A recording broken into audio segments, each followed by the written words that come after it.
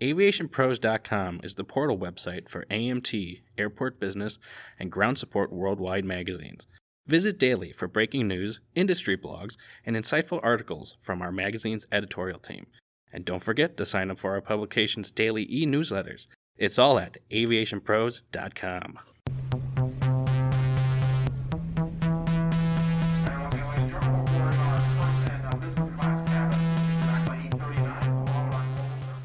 Hello, everyone, and welcome to another edition of the Aviation Pros podcast. I'm Joe Petrie, Editorial Director for the Endeavor Aviation Group.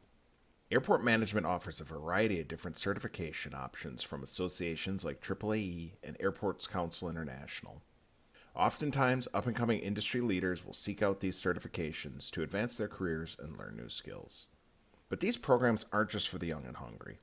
In fact, leaders from some of the nation's most important aviation hubs still see value in these programs and helping them advance their organizations. One such leader is Phoenix Director of Aviation Services, Chad Makovsky, who recently completed his AAE certification. I caught up with Chad and talked to him about the AAE program, why someone in his position can obtain valuable skills despite decades of experience in the industry, and the different steps others have to take in order to obtain this certification. Well, Chad, thank you very much for speaking with me today. My first question is just tell us a little bit about your background and how you got into airport management and what led you to Phoenix.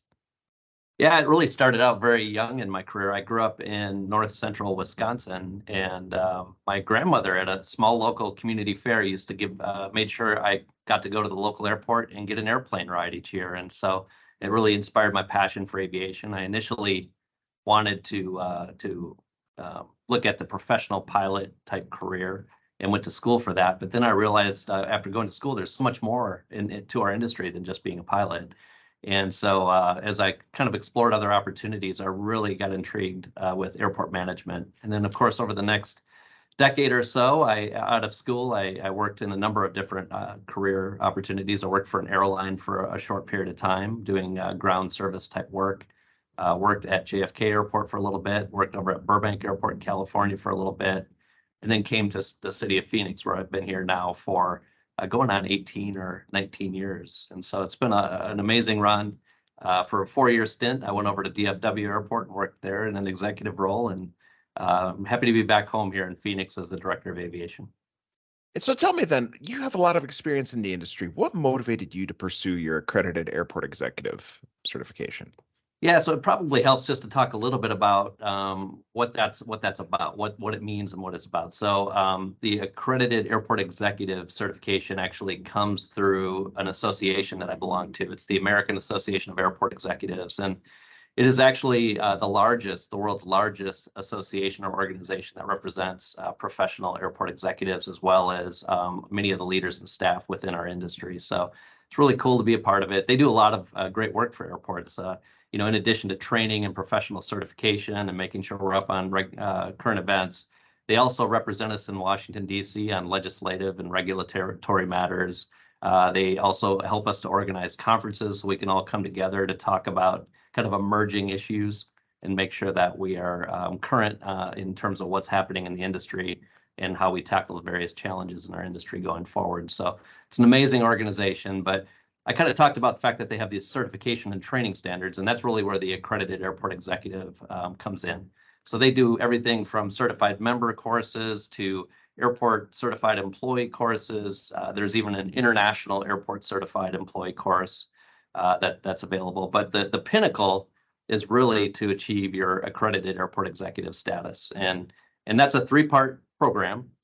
So basically you go through, the first part is a 180 question multiple choice exam, and it's a very, very comprehensive exam. So you look at everything from finance, administration, planning, environmental aspects of our business, to construction, operations, maintenance, public relations. All of that comes together in terms of how we run our airport. So very comprehensive exam, and just getting your certified member certification is enough to brag about. That's a significant accomplishment in our industry. But to get to the accredited airport executive status, you actually have to accomplish 2 more things. One is you can either write a kind of a management essay paper. There are a couple of other ways you can achieve that status. Or what I did was I went for an advanced degree. I received my MBA at ASU's W.P. Carey School of Business, and so that counted for the second requirement. And the third is what has seemed to intimidate me for going on 20 years. So, and that's really doing that final interview in front of a panel of your peers. And it's a very comprehensive interview. It's about 2 to 3 hours in length. They ask anywhere from 28 to 40 questions on any matter of airport business. And so I procrastinated long enough. I realized now was the time to get it done, and I'm really happy to have accomplished it. Mhm.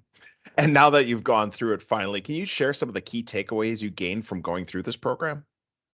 Yeah, so it's an incredibly I can't tell you how good it feels to have accomplished this. And I know everybody that has gone through this program has said the same thing. And they're like, Chad, why aren't you doing it? Why aren't you doing it? We know you have the knowledge. But, in my circumstance, I grew up as kind of in the industry in an operations role, really operations and security. And so I knew those aspects of our business incredibly well, but I wasn't as strong in the other areas of our business. And then as I promoted, I became more of a generalist, right? So you kind of have to know a little bit about everything, but you don't know everything about everything in the role that I have. My goal is I have incredible leaders on my team that it's their job to really know all the substance and detail. And so I think that was my mistake in this program, is waiting too long until I kind of became this generalist. Because when you go through that final interview, it's expected that you know a little bit more about that substance and get deeper into the details. And so that is one of the things I learned was, I really should have probably done this maybe a little bit sooner while I still had that detail and substance in me. So it took me a little bit to kind of brush the dust off, if you will. But, it's kind of like riding a bike. Once you get back to studying, it took me a couple of months of study time. I had a mentor, and that really got me to where I needed to be. And so it was really a great interview, and I really enjoyed it. And so in an airport management role, how do you envision applying this type of knowledge and skills you've acquired by going through this program? Yeah, so it's a great question. And what I think it really does is we all have kind of our blind spots. Every person does, every industry executive does. And what this program does is it really forces you to uncover those blind spots. And in my case, like I said, I have a really thorough understanding of operations, maintenance, that side of the business. The area where I really enjoyed the most in this program was learning more about, the business of the business and finance and administration and planning, thinking about how we're going to move our airport forward to support future generations. And so that's really where I got the most out of this program was really understanding those parts of the business better.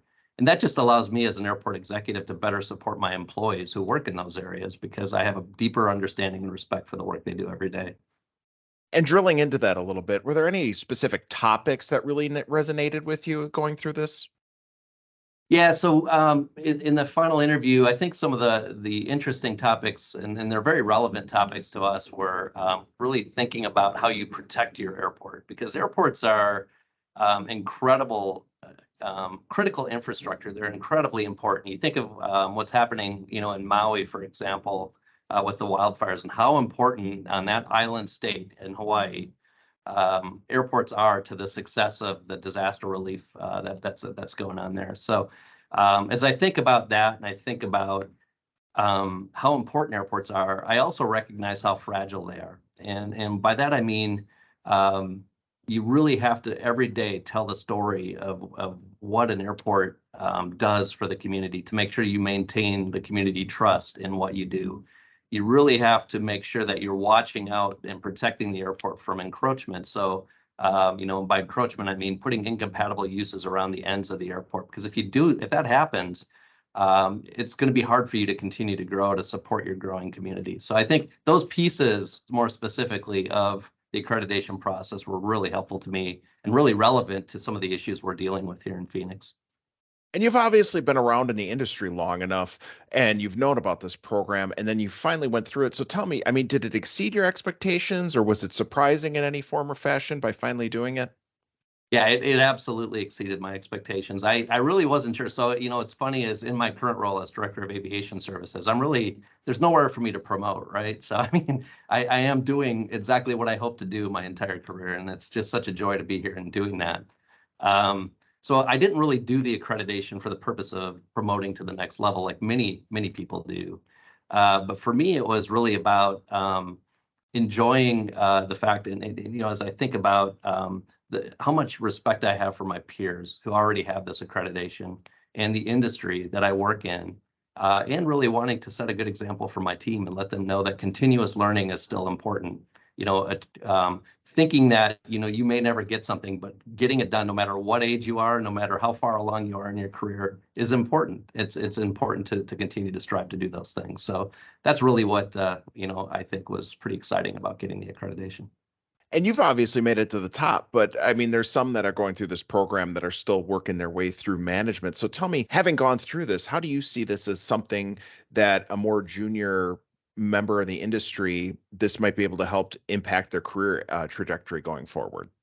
Well, what it does is when you sit in an interview setting and you have that AAE after your name, you have instant credibility with the panel in the airport industry. So when they know that you've gone through this process and you've gone through all 3 steps and have gotten that and earned that accreditation, they know you have a solid baseline on how airport business works. And that I promise you will set you a step ahead of somebody who doesn't have that accreditation. And that's, you might be competing with in that process. So as somebody who's really striving to grow and continue to promote in our industry, that is such an incredibly beneficial accreditation to be able to have as you go into the interview setting. And as you do this type of program, is this something where you have to work on it more solo, or are there networking opportunities or chances to interact with your fellow participants? Yeah, so I'll just hit on each of the 3 phases, and some of it is solo. Some of it you just have to, bear down and do some studying on your own, but there is a lot of opportunity for group participation. So in the first phase, in the certified member or the 180 question test phase that you go through, most employees will go through a 1 week, we call it kind of a boot camp, but basically it's a 1 week program where we bring in 30 or so of our employees and we bring in an instructor and they help facilitate the training for you. So the modules are very dense and have an incredible amount of material in them. And so the facilitator really helps you work through that. But what I really enjoy is when you see the employees connecting with each other, because if you have an employee who's working in public relations sitting next to an employee who works in our facilities group, next to an employee who works in planning, they now get to start to interact with each other. And that's actually, in my view, a force multiplier. So that the benefits of that go beyond the actual class because people start to network and get to know each other. And when they have questions about what the other group is doing, they know who to reach out to do that. So there's a lot of opportunity to network as a part of that process. The second piece arguably is more of a solo project. It's typically if you do the management essay or the paper, that's typically a solo research project. But in my case, I went through the MBA program, and if you've gone through any kind of an advanced degree program, there's a lot of group work, there's a lot of team building, and some of it may be specific to my industry, some of it may not be. But really, the idea is you're broadening your experience on business. And then that third and final stage, it's a fair amount of self-study. I went through about 2 months of self-study, but at the same time, I had a mentor who I met with almost weekly, who helped facilitate, and get me geared up so I understood the types of questions that might be asked, and I could be in a position to be successful. And I think that was incredible. But what I thought was really even more important or more beneficial to me was during those mentor sessions, I would pick up on things. So like, for example, in one mentor session, we were talking about the airport layout plan at airports and what that means. I actually then came back and I went and met my planning team and we went through our own airport layout plan in detail. And that actually reinforced my learning. And it also showed the team that, I was really interested in the work that they do every day. And it's always great when you have a program like this because it gives you an opportunity to break through the bubble we all have in our own little realms. And so I was kind of curious on that. Was there any industry specific insights or innovations you saw that you gained from the program you're excited to bring back to Phoenix? Yeah, so what I like about the program is you talk a fair amount about the history. You have to know where you've been to know where you're going, where you've gotten, where you're going.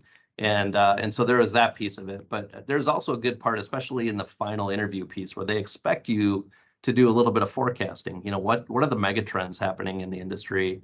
what's real, what's happening, and how are you adapting to it? And so that really got me into researching some of the things that are happening here not only globally as an aviation community, but also regionally and even locally. So some of the things that jumped out to me, for example, we talked a fair amount about advanced aerial mobility and how airports are starting to gear up and think about advanced aerial mobility going forward. We talked about environmental sustainability and kind of climate resiliency. So in Phoenix, unfortunately, it's been one of the hottest summers we've ever had on record, and so we need to think about that. We have the Colorado River, and you've probably seen in the news that there have been some water challenges with the Colorado River, and that's Arizona benefits from the water that comes out of the Colorado River. So it causes you to think bigger picture about what's happening around you and how you actually take steps to protect your airport for future generations. So those are a couple of examples that jump out to me. And this is a very prestigious accreditation to have in the industry. Someone like yourself, how do you plan to continue professional development now that you've completed a program like this? Yeah, it's a good question. So in our industry, especially as it relates to AAE, the American Association of Airport Executives, once you've gotten your accreditation, there's an expectation that you do continuing education units or CEU credits. So there will always be opportunities for me to mentor, to get involved. I may actually pursue a board seat, on the board of directors for AAE. That would be potentially a next step that this completing the accreditation has enabled or opened up a window for me to do. There's another organization in our industry called Airports Council International. They have a similar type of certification. It's called the International Airport Professional, or the IAP certification. I may actually consider that because I like to make it hard on myself and make sure I keep learning. So that might be in my future as well. Great. It's always good to hear that you're always up for the challenge. So I guess that brings me to the next question on it. You've been around, you've been in management for a while. Going through something like this, how does this change your perspective on airport management or the broader aviation industry by being able to see this and hear about these different perspectives? Yeah, like I said, it really kind of opens your eyes. The program, the accreditation opens your eyes to recognizing, and I think this is a fault of some in our industry, is they are so laser focused on their airport, their community. But what they don't always appreciate is that we are a part of a connected community, a part of a connected national airspace system. So there are times when airports get competitive, for air service, for example. We all want to, grow air service at our airports to benefit our community. But it's also important, I always call it pay it forward. It's important for us to share our knowledge with others to make sure that we can grow together, because I am very much affected by what happens at other airports. And I'm sure you've seen this as a traveler. You could be facing a delay at my airport that I have nothing to do with. It could have been based on a delay that occurred at a different airport. So the more information we can share with each other, I think the better we all will be. And I think this accreditation program really helped to open my eyes to how important it is that we maintain not only a focus on what we're doing here locally, but what that means nationally and even internationally. Do you feel that there's any specific challenges or opportunities within the aviation industry you're now better equipped to tackle? Yeah, I do. And one of the things that, our team is really focused on as we've kind of emerged from this pandemic, the challenges, for 2020 and 2021 is rethinking how we work as a business unit. And one of the things that came up through this program that I applied at our airport was the idea of really updating and implementing a new strategic plan at our airport. So our airport just finished this process in June of this year, and we're rolling it out as we speak. But it really, it's important that we think about. Let me tell you this way. I mean, our industry has very much changed, and the pandemic, I think, has changed how people think about travel. It changed the types of people who are traveling. So the demographics of the passengers we serve are different. Their needs are different. What we need to provide in terms of services to them are different. And so, and then if you look at it from the workforce perspective, our employees behave differently. We are now in this telework mode where some employees are working a portion of their work weeks at home. And so we had to really kind of rethink how we support each other as well as the customers we serve. The strategic plan really helped us do that. And I'd say this accreditation, one of the components of the accreditation was to really understand how strategic plans work, why they're important for your organization. And now I'd say we're much better prepared to tackle the challenges over the next 5 years as a result of it. And so tell me, from somebody that just gained this perspective and oversees so many different departments, how do you plan to share some of this expertise with your organization and the other leaders in the organization? Well, one of the things that we've done, and we're one of only 2 airports, as I understand it, in the nation that have done this, is we have worked and received approval from our city council to enter into what we call an enterprise membership with the American Association of Airport Executives. And so this is my way of paying it forward, and it's really investing in my team. And through an enterprise membership, no employee in our organization has to pay individual dues to be a member of the association. So we're paying for basically a site-wide membership, and any employee who wants to join can join, and they can participate in the opportunities. They can get the newsletters. They can stay current on industry events. They can participate in, we host 3 training courses throughout each year as a part of this membership, so they can participate in those opportunities if they want to grow their careers. So it's really an intentional process of making sure that we're making ongoing learning opportunities available to our team so they can continue to grow. My goal is to, make them better, more well-equipped employees so they can support us. I hope I never lose them, but I really want them to be successful no matter what they choose to do. And my last question for you today, having gone through this, if you were to meet somebody else in the industry in kind of a role like yours that hadn't gone through this accreditation program yet, and they were thinking about it, what advice would you give them considering this and what they should think about before they start it? Yeah, I would tell them, don't do what I did and wait 20 years to get it done. Yeah, just kidding.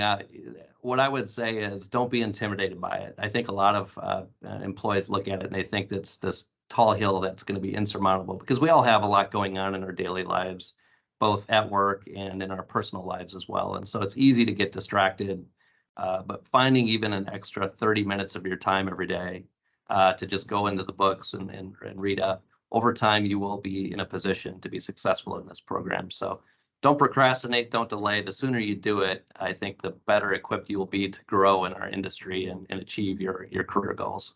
Well, Chad, thank you very much. It's a very interesting conversation today. Congratulations again on receiving the accreditation, and can't wait to hear more great news coming out of Phoenix. All right. Thanks a lot, Joe. Thanks again for listening to today's episode of the Aviation Pros podcast. For more on the most important airport management information on the market, make sure to check out the Airport Business Daily Newsletter and AviationPros.com, the official website for airport business. I'm Joe Petrie. We'll catch you next time.